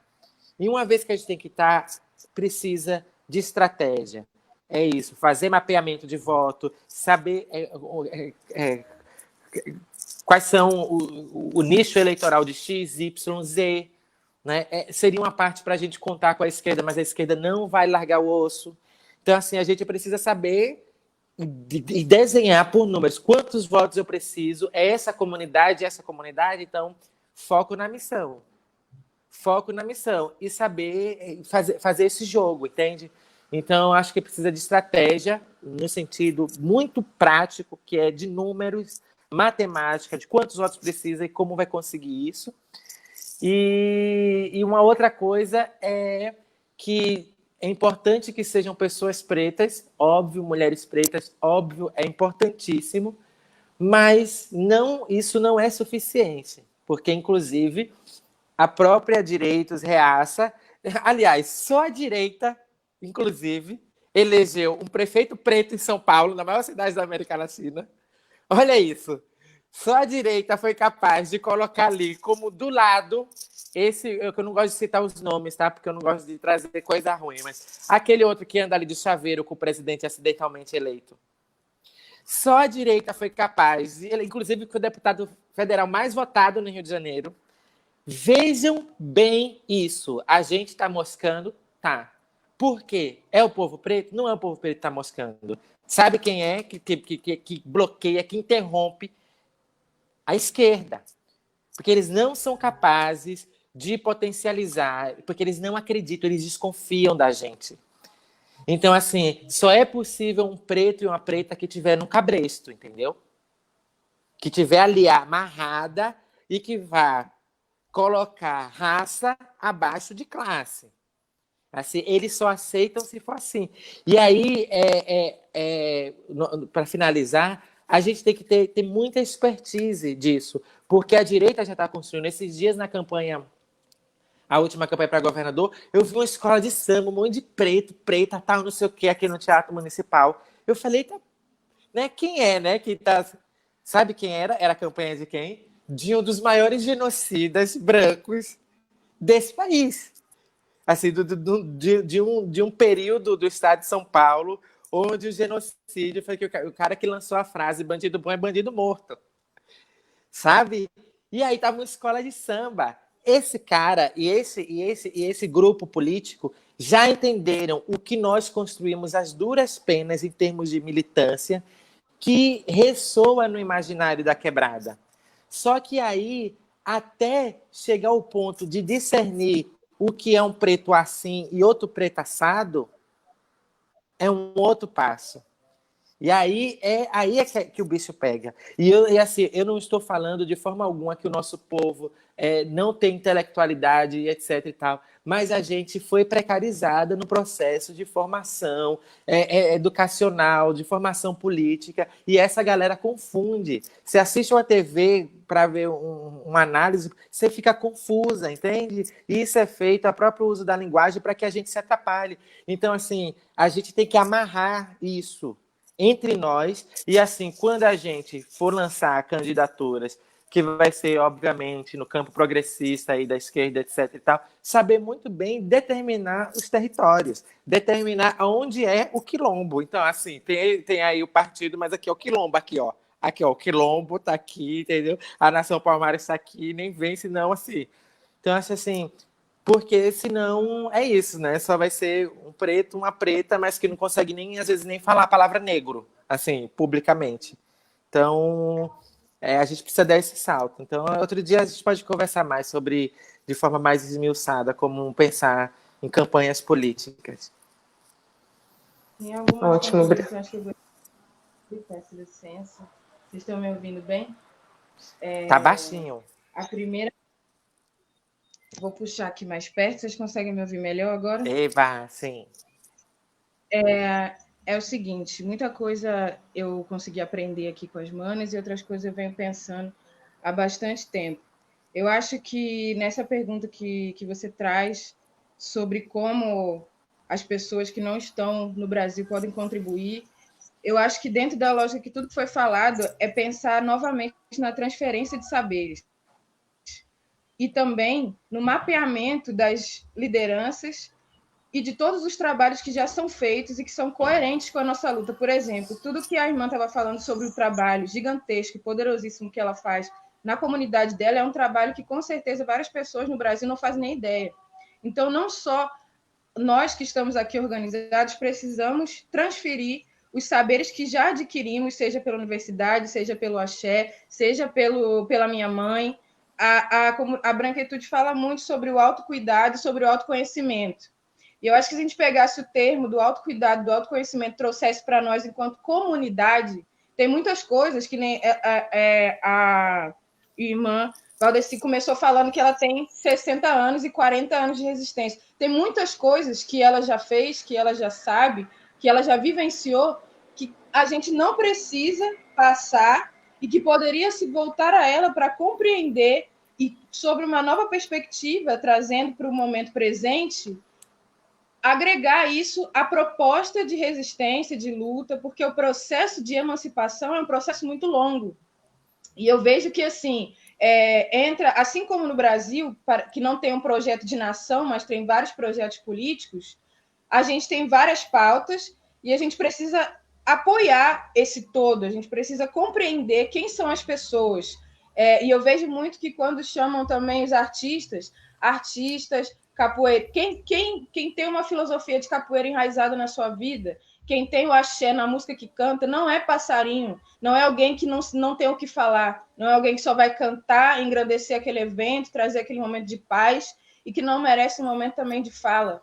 Então, eu entendo que assim, essa transferência de conhecimento, ela agrega para que toda a comunidade consiga votar melhor, consiga eleger não só candidatos, mas eleger aquilo que não é mais negociável, sabe? Entender o que eu não posso apoiar esse partido, eu não posso apoiar esse candidato, mesmo a minha igreja apoiando esse candidato, porque ele não condiz com a minha identidade, ele não condiz com aquilo que eu vivo, ele não se importa com aquilo que acontece na minha comunidade. Mas se eu sei sobre as lideranças que eu tenho na minha comunidade, sobre as lideranças que eu tenho enquanto artistas, enquanto seres políticos, porque a gente fala muito da linha de frente, de quem está na linha de frente, mas para mim, quem se coloca, como a Alice Brandão, como a Erika Malonguinho, como diversas, como a Marielle colocou a sua vida, para poder ir lá e falar diretamente com essas pessoas que nos matam, porque são elas que estão ali de frente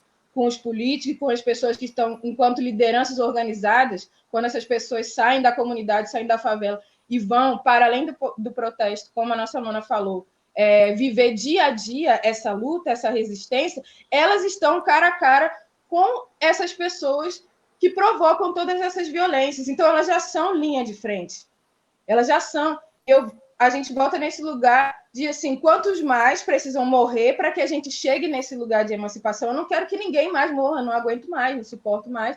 Quero poder caminhar livre. E isso, a dignidade da pessoa humana tem como princípio na Constituição. Então, é o nosso direito. Então, apoiar essas lideranças que são coerentes com a nossa luta e também de forma econômica, porque tem vários países que já se desenvolveram de forma econômica e tem comunidades que já estão organizadas e são capazes de fomentar não só a cultura, mas os seres políticos que precisam de apoio para suas campanhas, que precisam de financiamento para poder colocar de forma mais midiática o seu posicionamento político na televisão, colocar na rádio. A gente precisa acessar esses espaços, porque a gente consegue ter esse diálogo pela internet, mas ele ainda é reducionista quando a gente vai tratar de uma população que sequer tem acesso à qualidade de áudio, de internet que a gente está tendo aqui para poder dialogar. Então, a televisão, o rádio, a comunidade são espaços de saberes e de transferência de saberes. Então, se você tem em outros espaços da América Latina, ou das Américas, ou de África, intelectuais ou pessoas que têm grana, que têm possibilidade de fomentar e de apoiar essas iniciativas que já existem, essas pessoas que já batalham há 40, 60, 20, seja 5, um ano que seja, mas de forma coerente, a gente consegue avançar. Porque eu acho que é um caminho, uma estratégia de se for feito esse mapeamento dos projetos que são coerentes com as nossas lutas, dessas lideranças que já fazem esse trabalho, que têm se comprovado, porque o que deveria ganhar a eleição não é exatamente aquele político que se apresenta com um projeto, mas antes do projeto dele tem tudo aquilo que ele já fez. Porque na mesma eleição que elegeram Bolsonaro, tinha uma candidata indígena, tinham vários outros candidatos que tinham pautas muito mais coerentes com a nossa luta e com as outras lutas, porque a população indígena ela consegue resistir e ela consegue ensinar muitas coisas para nós. Então, tem saberes, como a Amanda falou também, da garrafada, de várias coisas, que são saberes identitários, que são construção de conhecimentos que foram passadas e que são tecnologias de cura e também tecnologias de sobrevivência.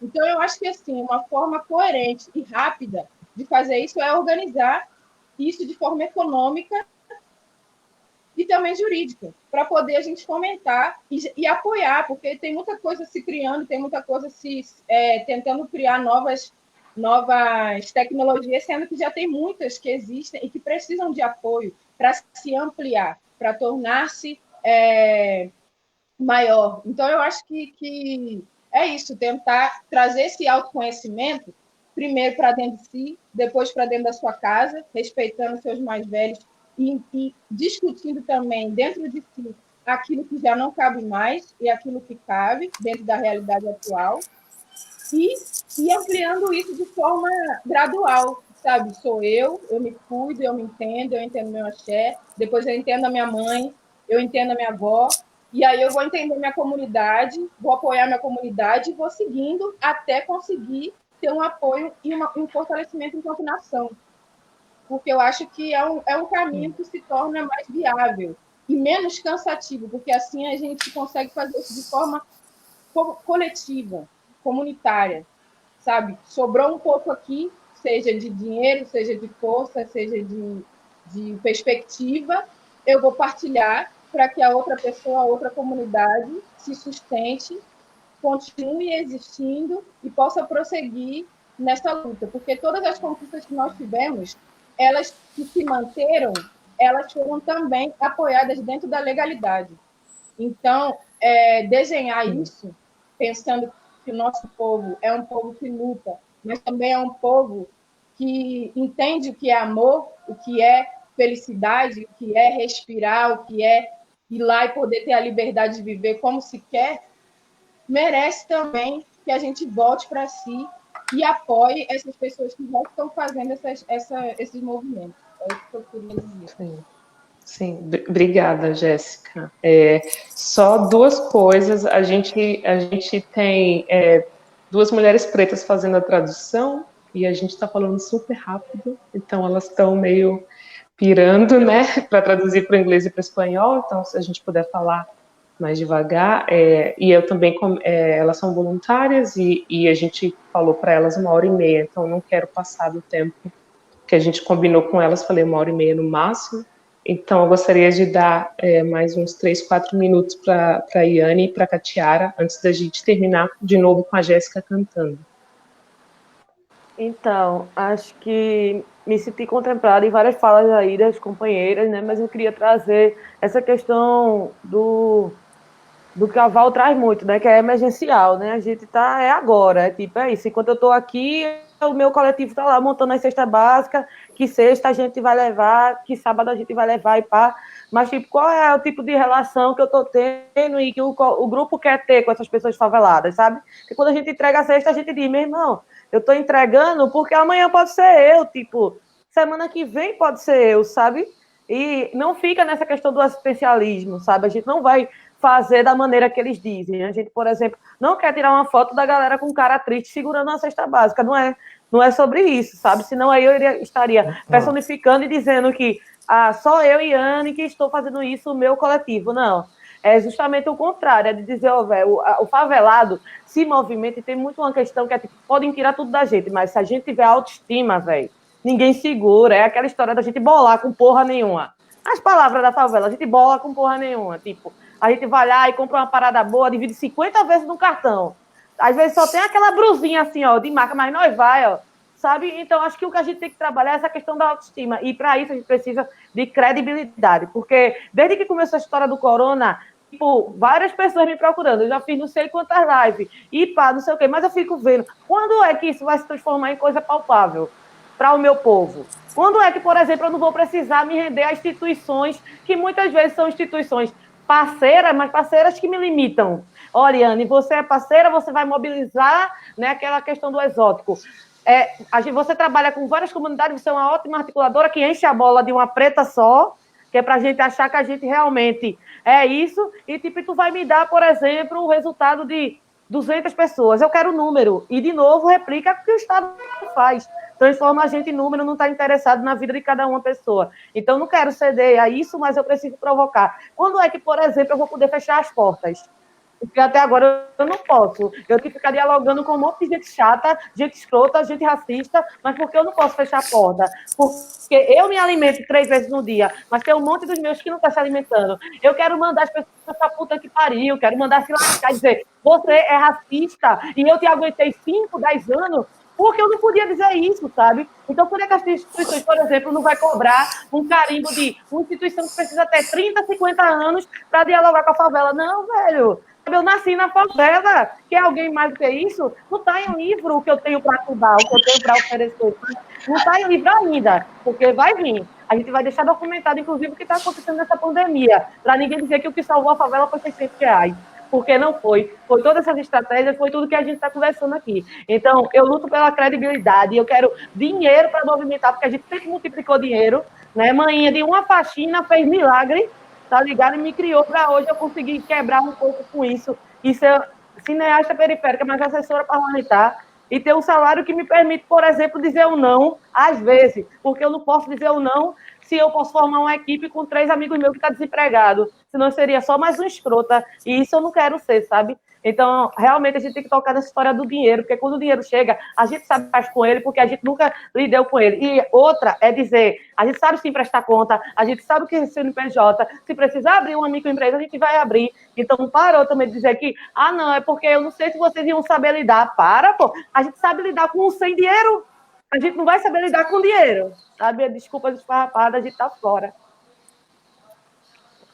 Preto e dinheiro não podem ser palavras antagônicas.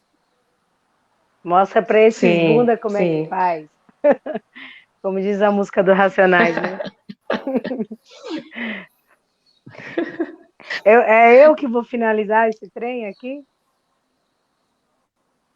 Sim, por gentileza, Catiara, finaliza e a gente volta para a Jéssica para cantar, e aí a gente termina. Antes de mais nada, eu quero agradecer pela live, pelo convite. Eu aceitei de última hora, eu tô toda bagunçada, nem me arrumei, porque hoje o dia vai ser corrido, eu tenho uma live, quero deixar o convite para vocês, às 19 horas, para a gente falar da campanha Fala Quebrado da Rede, e é a nossa primeira live enquanto rede. Vai ser minha primeira live. Na verdade, essa que eu estou participando agora é a primeira.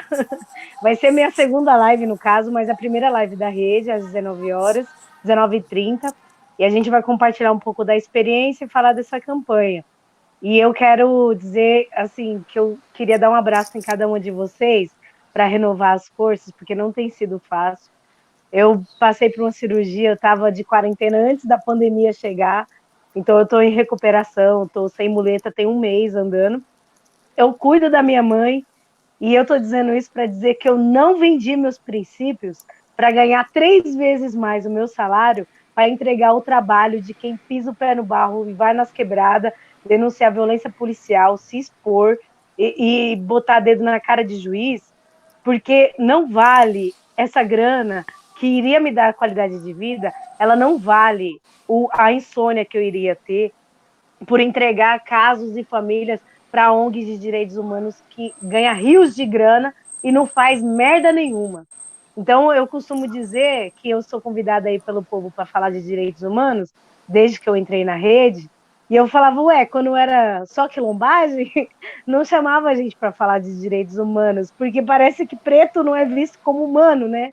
Então, a gente, nesse meio do direitos humanos, a gente vai entendendo como é um mundo branco, como é tudo formal, mas aí eu e a Débora do Mães de Maio, onde a gente está, a gente quebra a formalidade, né? A gente aprende muito com as nega velhas de guerra aí, Regina do MNU, mas o que eu quero trazer é o seguinte, que eu quero que vocês se sintam abraçadas por mim, cada uma de vocês, muito axé para nós, cuidar da nossa saúde mental, de se alimentar bem, porque várias pessoas procuram a gente e a gente segura as lágrimas, mas a gente não é obrigada a ser forte o tempo todo. Eu aprendi isso agora. Acho que foi um recado do meu orixá. Catiara, para de correr, por isso que você caiu num escorregão velho, simples, quebrei o tornozelo. E aí, nessa coisa de desacelerar, a gente também vai entendendo o autocuidado, tudo mais.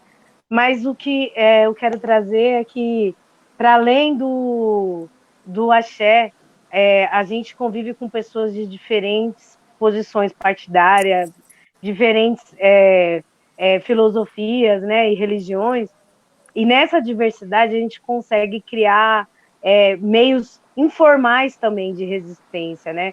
Então, acho que a experiência de trabalho em rede é que a minha organização não se destaca, a Catiara não se destaca, e isso cria uma certa proteção. A nossa segurança é estar numa banca grande, né?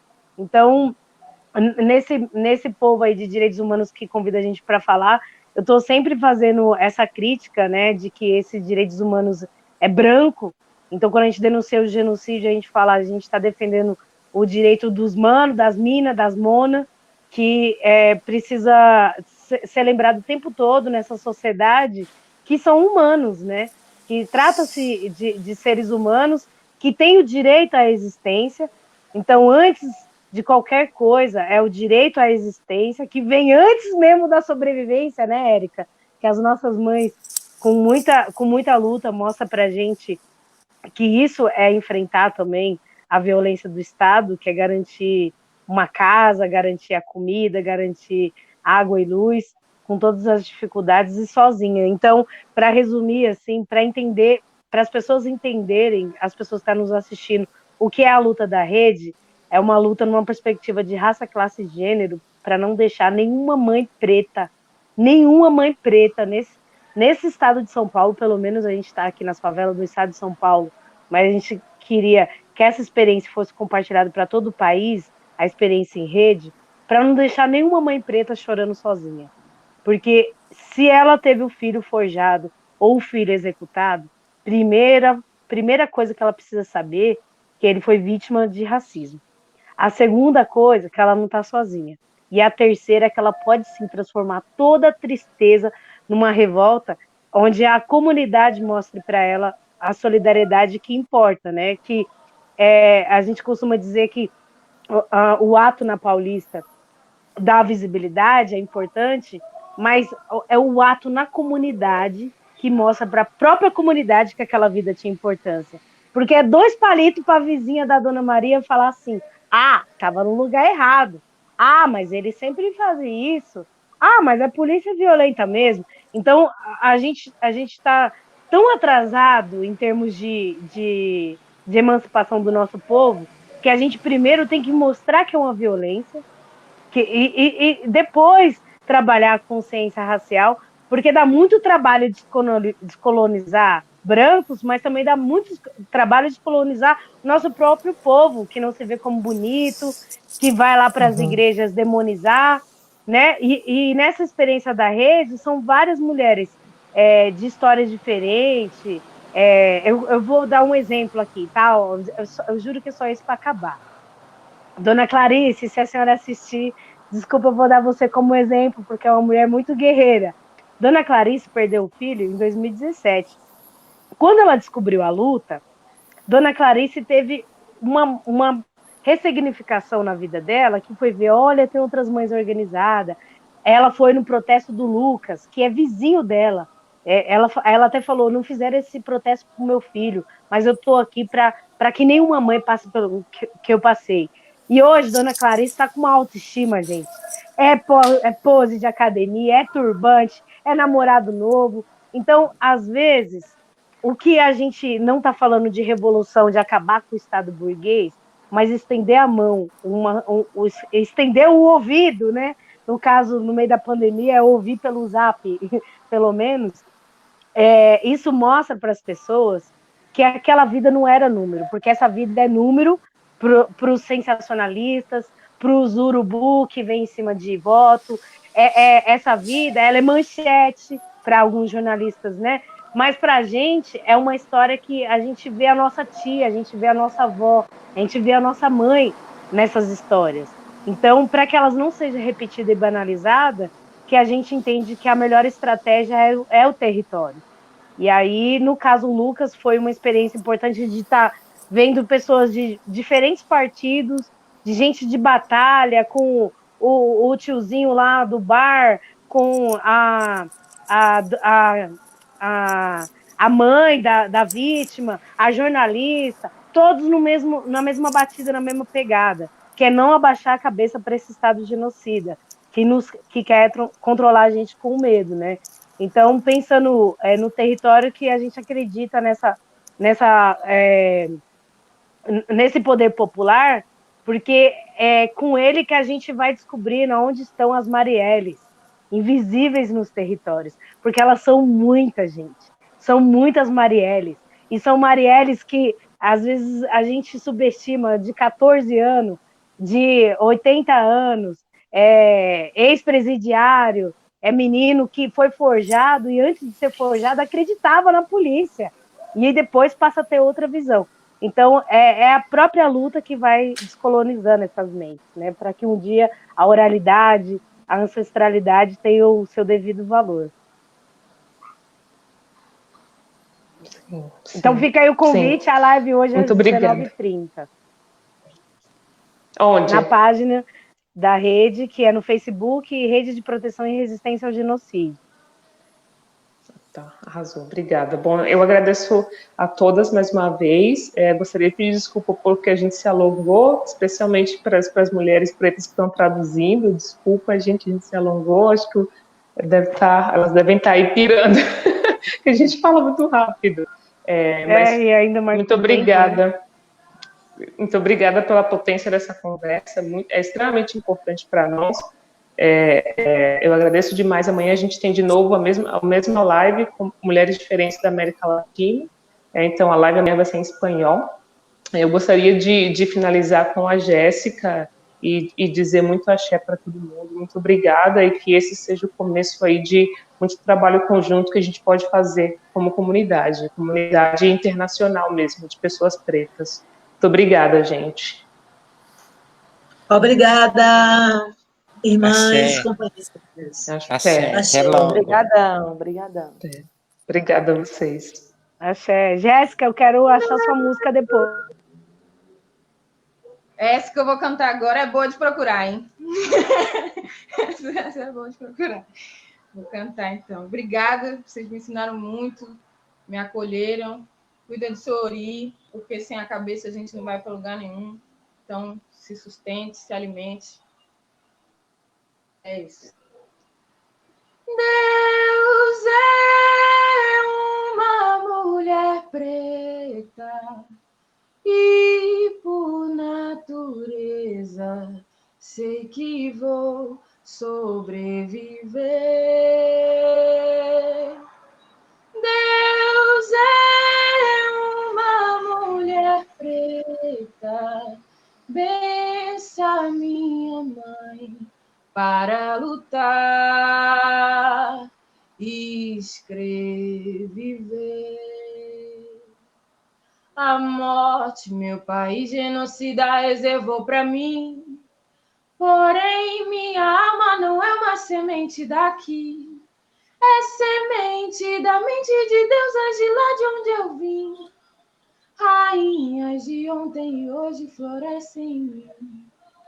A morte atravessa o sonho de pretos aqui. Encaro e grito pro Estado, não saio daqui. Minha mãe me abençoe e dê forças para eu prosseguir. Seus olhos d'água refletem a força que mora em mim. Deus é uma mulher preta e por natureza sei que vou sobreviver.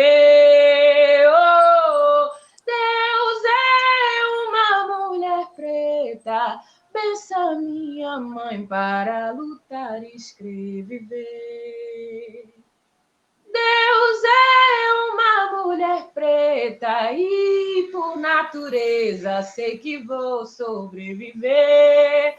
Oh, Deus é uma mulher preta, bença minha mãe para lutar e escrever. Deus é uma mulher preta e por natureza sei que vou ser feliz. Oh, Deus é uma mulher preta, bença as minhas manas para lutar e escrever. Obrigada. Vamos você. Axé. Axé, axé, gente. Obrigada.